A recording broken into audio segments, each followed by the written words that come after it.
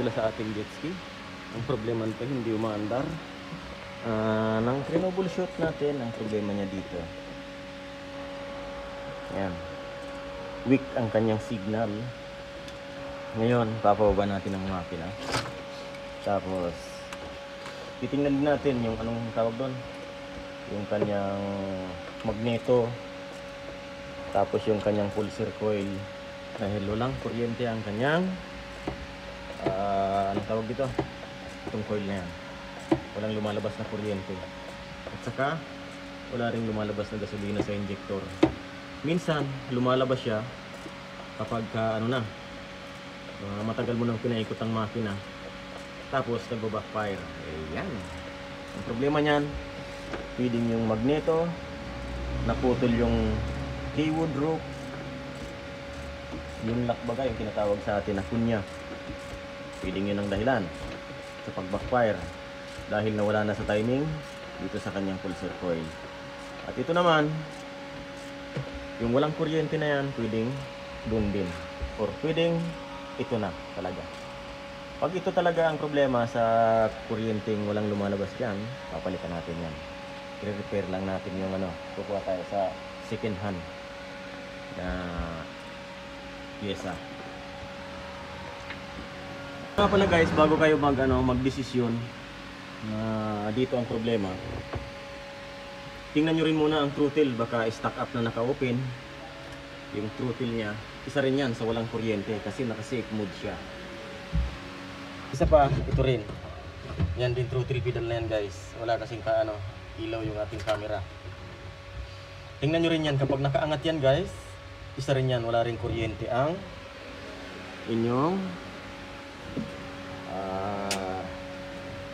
coil. Yan ang mga dahilan ng walang kuryente.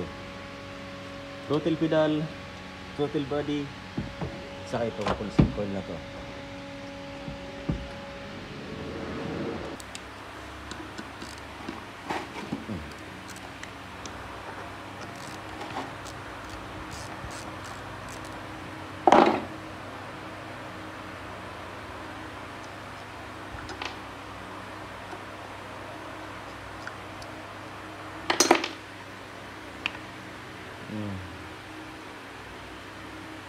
May kalang. May kalang sa ilalim. Bakit may kalang?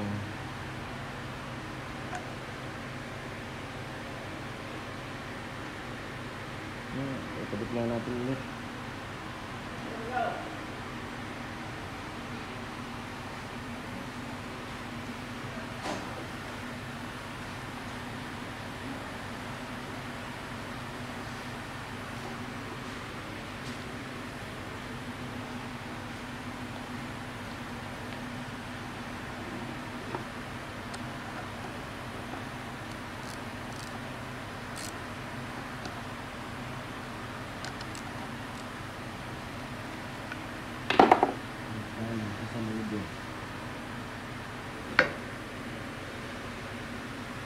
Parang lumapit.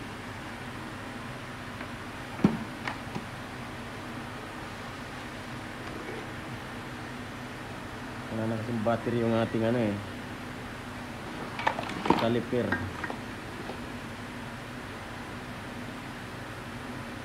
Ay, malayo talaga. Hindi talaga pwede. Yung guys, ang laki ng distansya niya.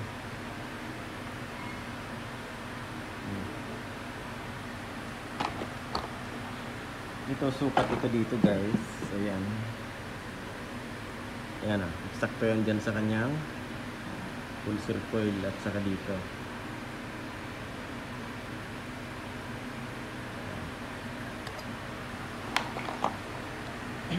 Ito naman, ang layo talaga. Malaking filler gauge yan. Ayan, dalawang lagari ang clearance. Pero papalitan natin yan kasi yan, wala na yan. Palitan natin ng bagong second hand. Pumili natin.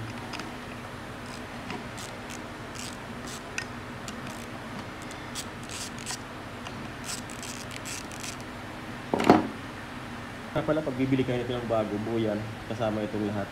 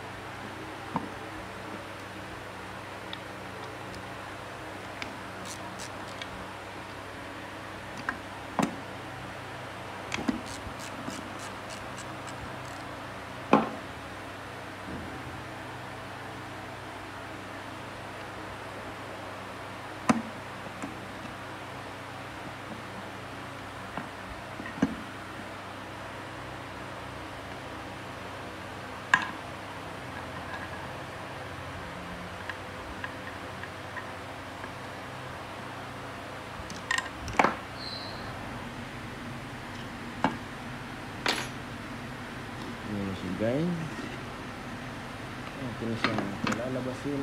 Ayan, ito pa kasi dito nagkakalang na maliit.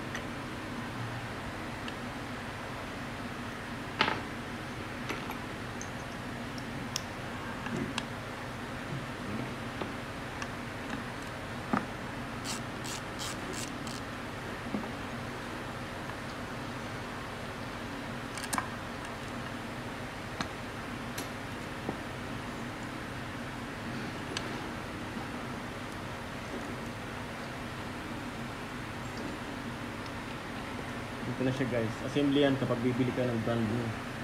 Yung buo yan ganyan. Pati itong stator niya ng charge ng battery. Ito yun. Kumbaga siya ang pinaka-alternator niya at meron siyang voltage regulator doon or rectifier regulator.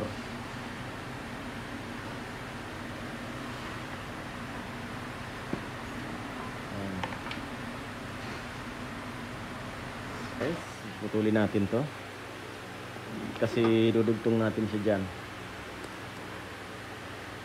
Kumbaga isusulda natin guys para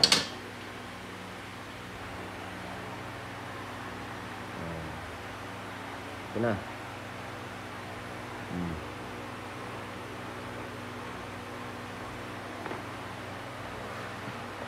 Kukuhanin natin ito guys. Ayan, ang luma na yan. Ayan.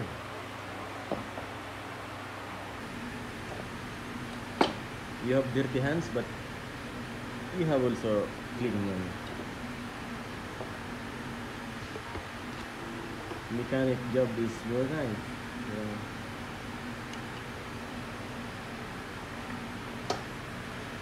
Ayan, ito na guys yung luma. At susukatin natin kung gaano ito kahaba.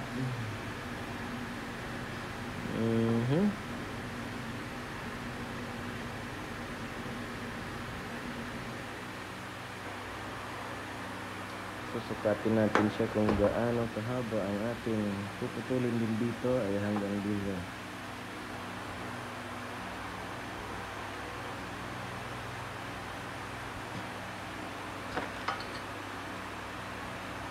Putulin natin dyan. Tapos ito naman dito guys, hinaba-habaan na natin para eksakto. Ito na guys.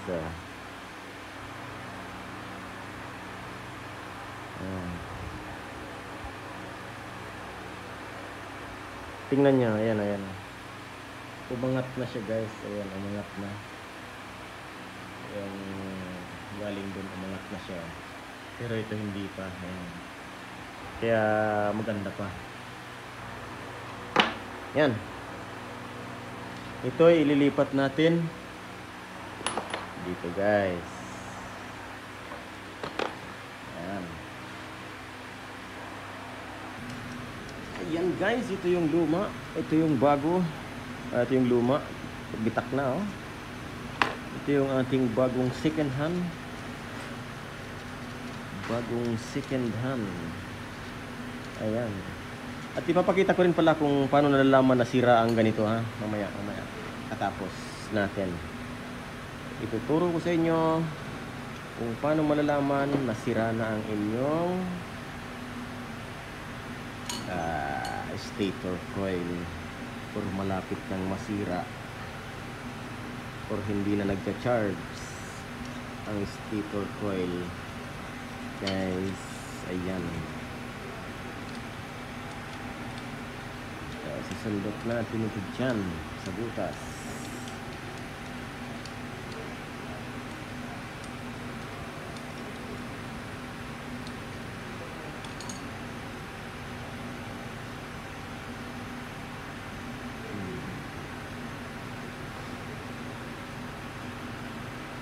Ayan, parang original din yan guys. Siya nga pala, huwag kayong mag-alala na sasabihin nyo maglilik yan ng oil. Hindi, kasi iikwitin yan guys. Pag ito naglapat, iipit ka ng ganon, sisikip siya.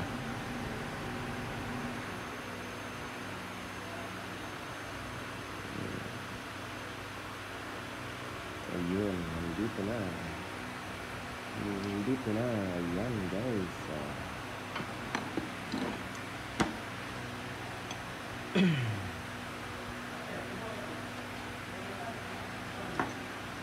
Ay, warung hole. Rung hole, baba. Rung hole.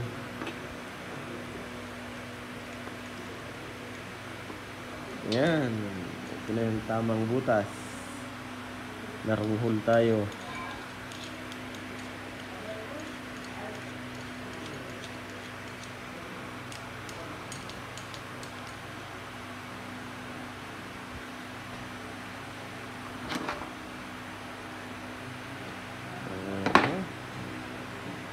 Sabi ko na, narunghol nga.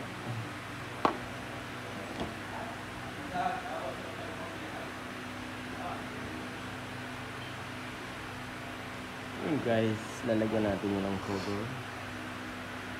Ibila na doon yung cutter. This cutter.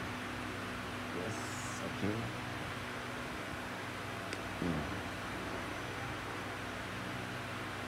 Lalagyan natin yun ng ganito guys, para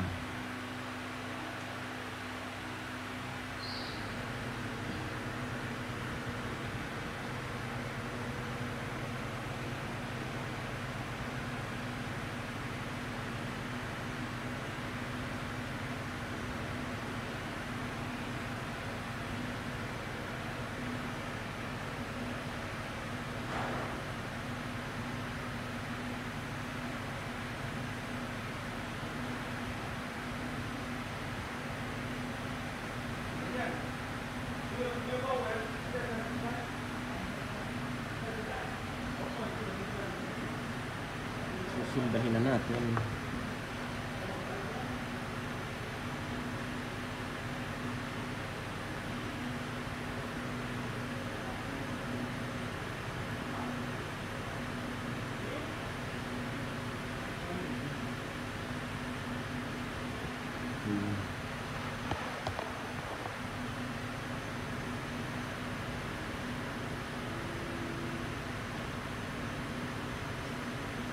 Ayan na guys. Pinihigit. Tamad.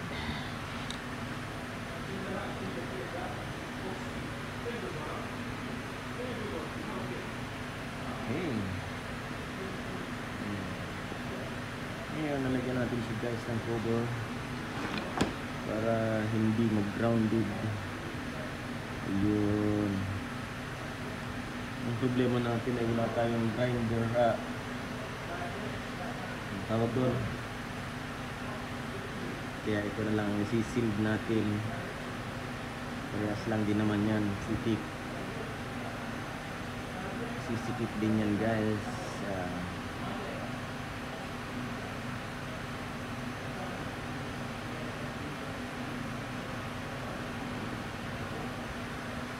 Wala tayong lighter.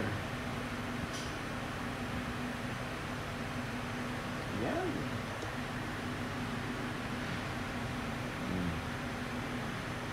Okay. Nakaayos na tayo, guys.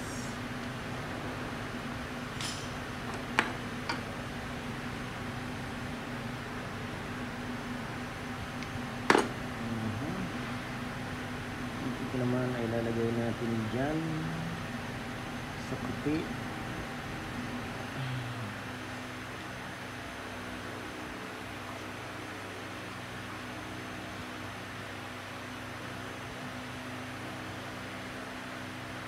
Habaan natin ng kaunti ito.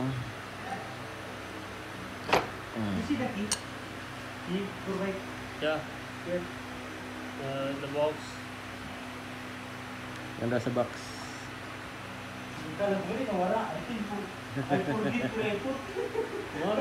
Saan mo linag? Mahiling niya daan. Open the box. Hindi For niya the ba? ball. Yan na, guys. Last ball.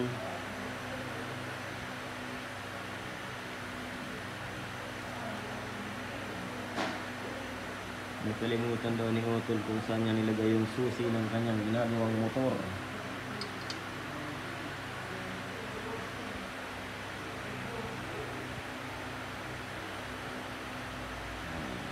Yan na.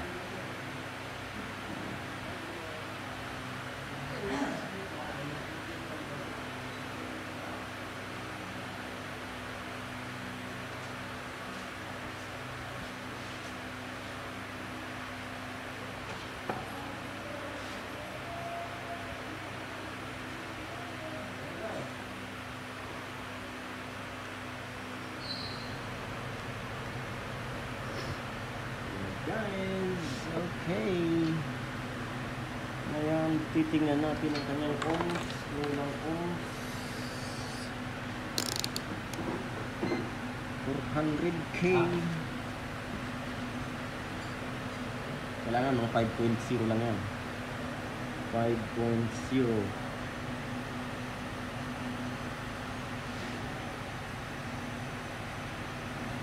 Ah, 0.5 pala. 0.5. Yan, okay yan. Ayan, ilagay naman natin, guys, sa kanyang voltahe. Pwede sa 40, pwede sa 4, kahit saan nyo gusto. Pwede yan dyan. I-ignite natin. Kung hindi palpak yung ating ginawa, and guys, i-ignite natin.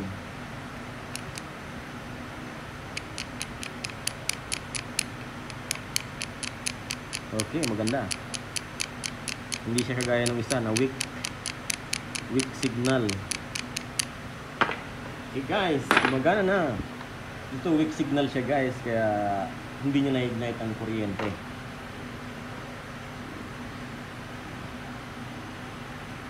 Ngayon, guys, ipakita naman natin ang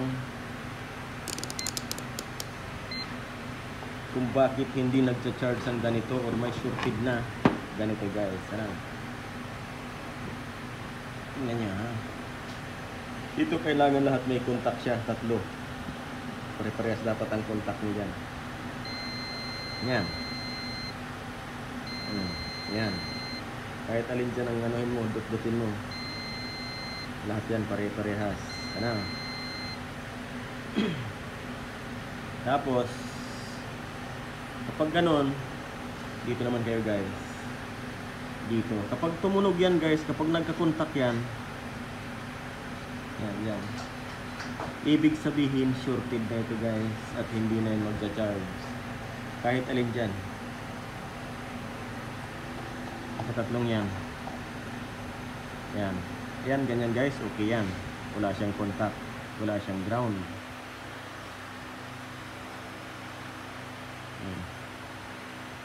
Yan. Okay. Kapag ganyan guys, tapos hindi pa rin nagcha-charge ang battery mo, sa rectifier ka na pumunta. Yan. Okay. Hilahin na natin. Pantay-pantay na natin. Ayan na. Ayun, parang bago. Parang walang ginawa.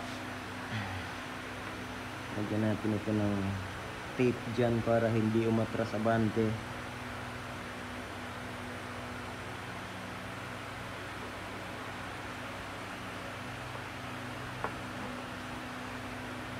Ganyan lang yan guys. Para hindi umatras abante ito. Yan guys, ayos na. Kakabit na lang natin yan sa kanyang housing.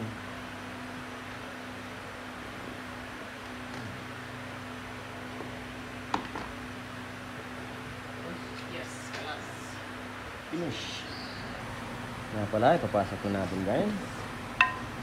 Yan. Lagay natin dito.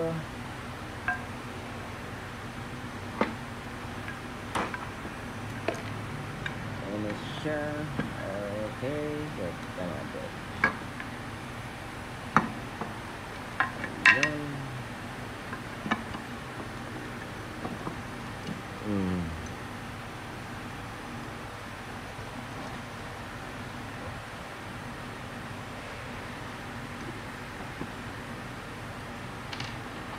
Lagay muna natin ito guys, yung cover, para hindi maipit yung wire ng magneto.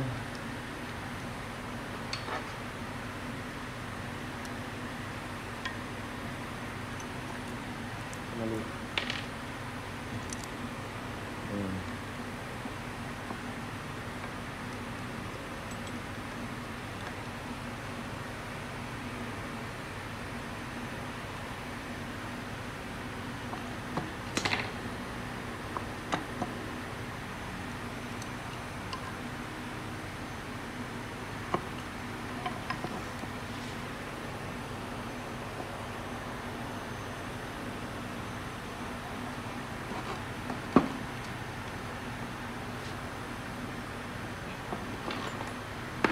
Hold it naman. Hindi siya.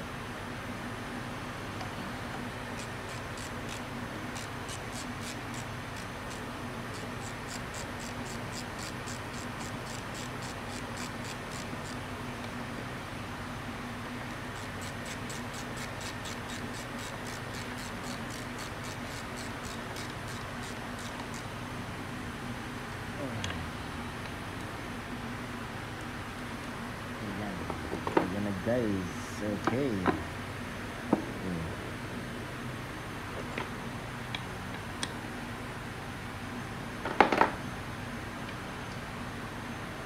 Diba parang bago?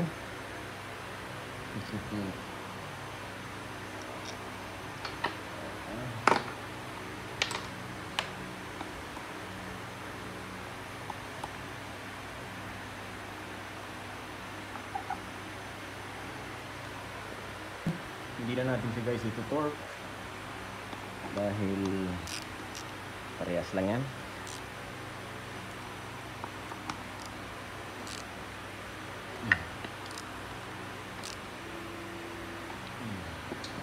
Yan. Linisan din natin ito kasi nadumihan.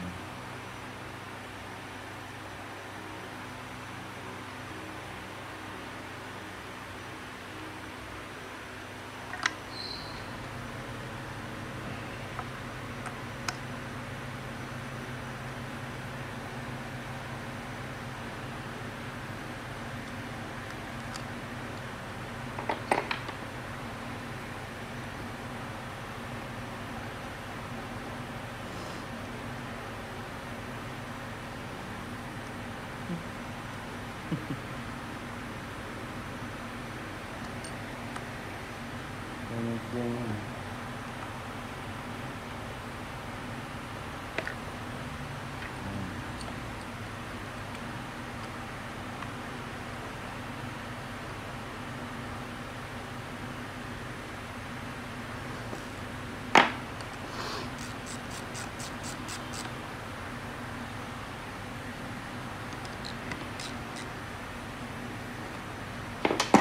yan.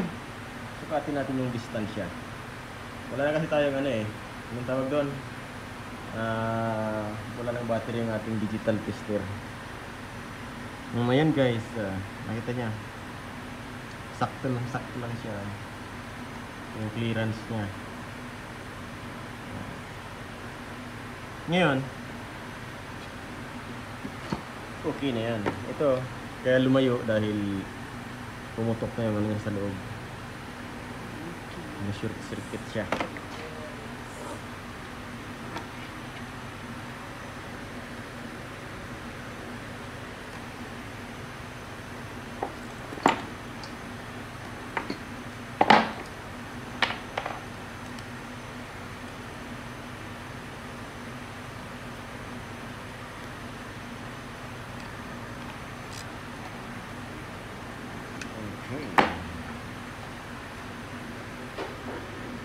Ngayon guys, chichikapin ulit natin to para sigurado tayo kasi minsan nag-grounded yan guys kapag nagalaw dito.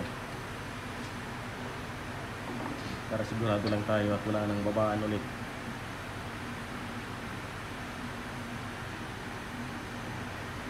Okay, wala siyang grounded. Yan. Okay, wala.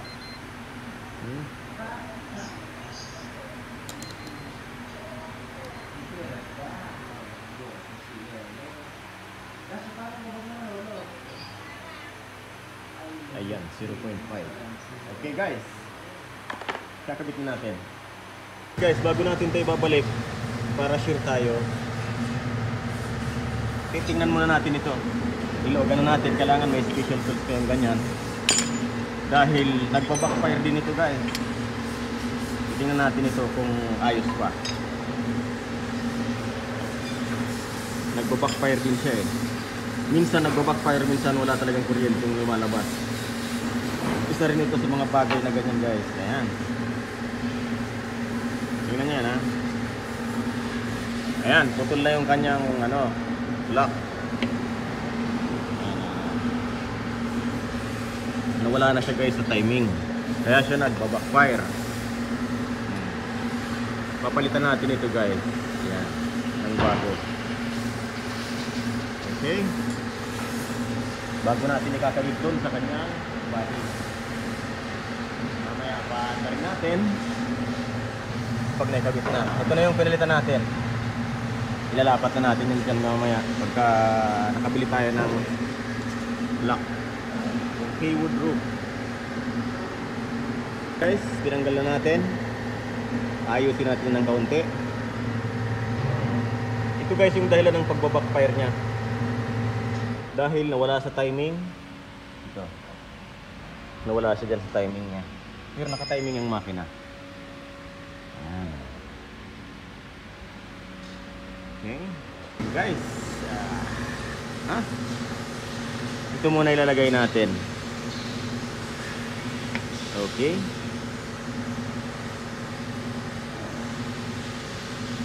Bago natin lalagyan ng ganito. Yung wood roof. Yan.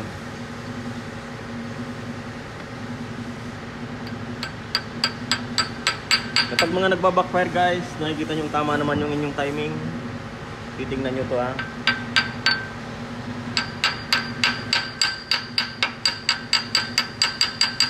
Kasi nawawala guys sa timing. Ito. Ayan. Kapag ano siya,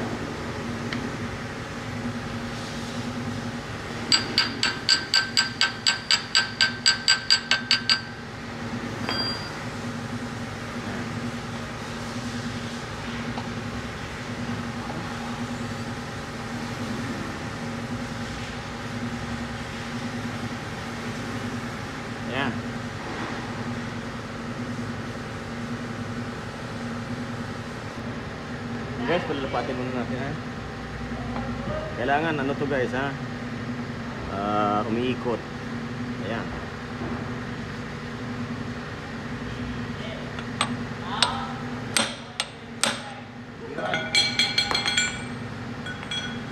Tapos, hihigpitan na natin guys.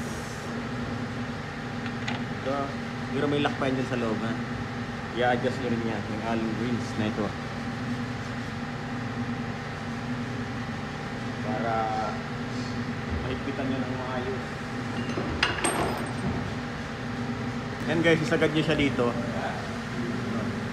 Isagad nyo siya dito guys, yan ganyan.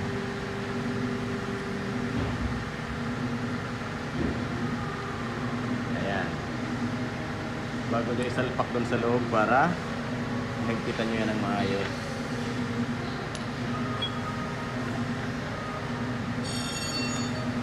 Ayan.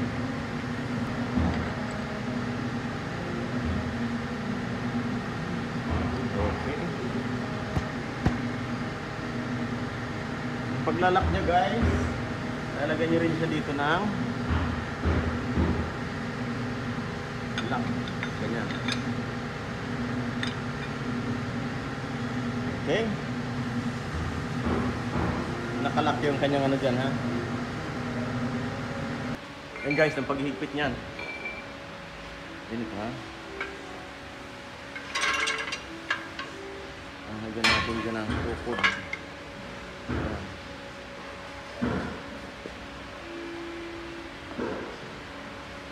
Hold here good darling. Down and then the engine.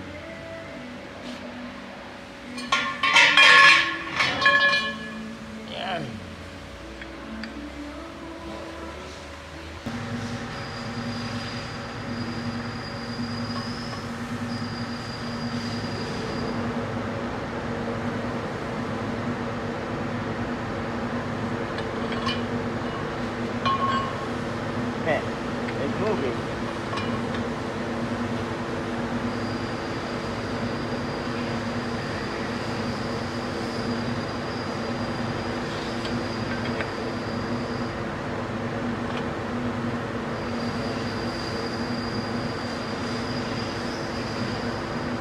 Kailangan natin ng isa pang tao.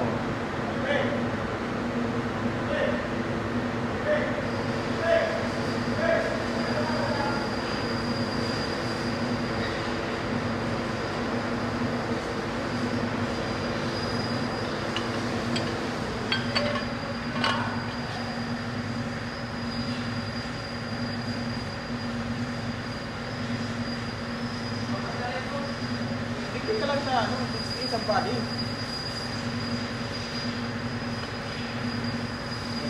Yan. Don't push, don't push.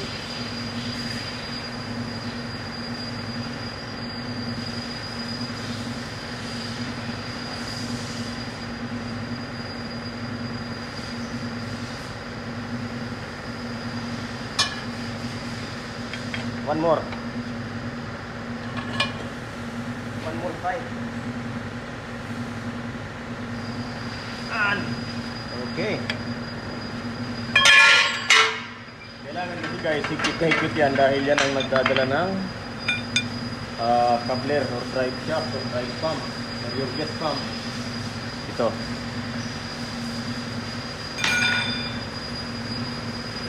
Yan yung nagdadala ng gas pump. Ayan.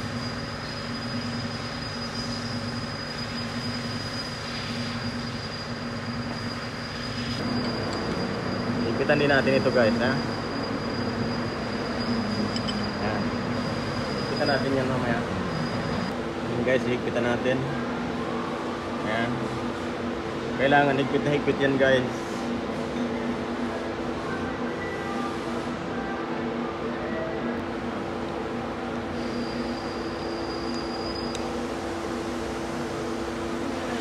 Maganda yung pagkakahigpit ko dyan ha. Para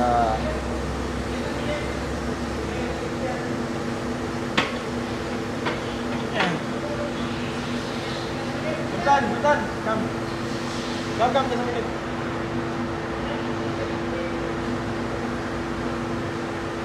Hold the engine.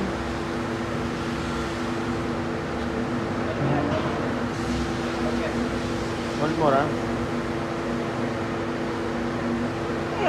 Yan. Kailangan naka-lock siya, guys. Okay.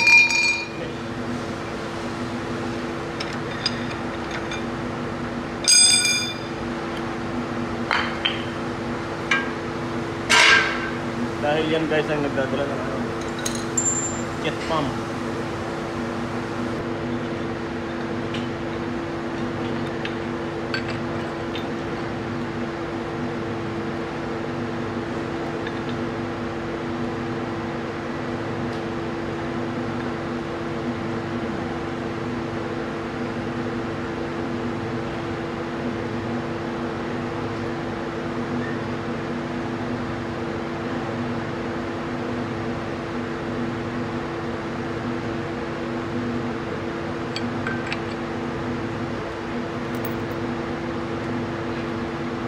Yes guys, may one way siya, no.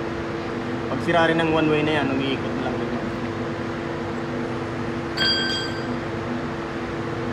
Ayun, lalagay na natin yung i-repair natin.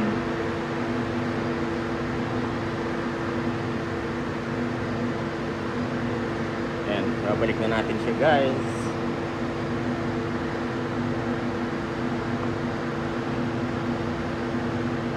Wala nang linisan. Palilinisan lang natin yan, Mr. Ahmad.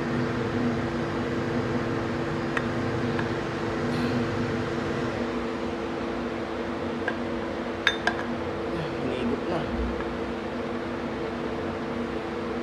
Ayan.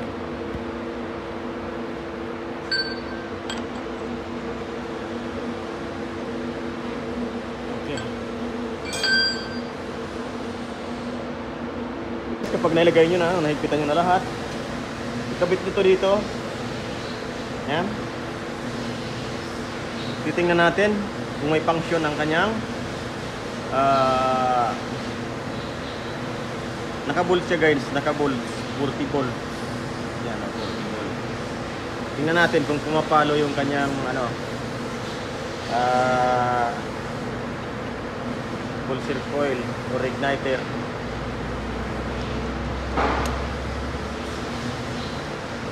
Yan, gumagana siya guys. Ibig sabihin okay, oh. Nag-ignite siya.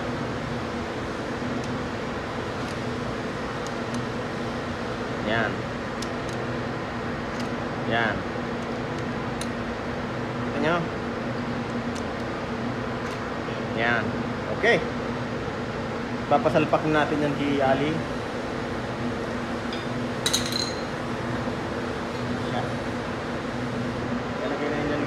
Body niya. Tingnan natin kung may kuryente. Ayan, meron na.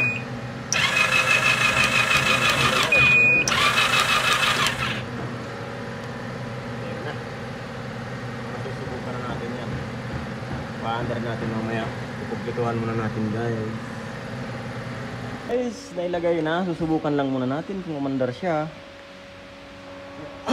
Ayan. Mamaya na natin yung kumpletuhan. Start again. Ayun! Umaandar na! Umaandar na! Kaya lang nagigigil. Ayan. Isa pa. Testing. Ayan. Tingnan mo ang trouble code.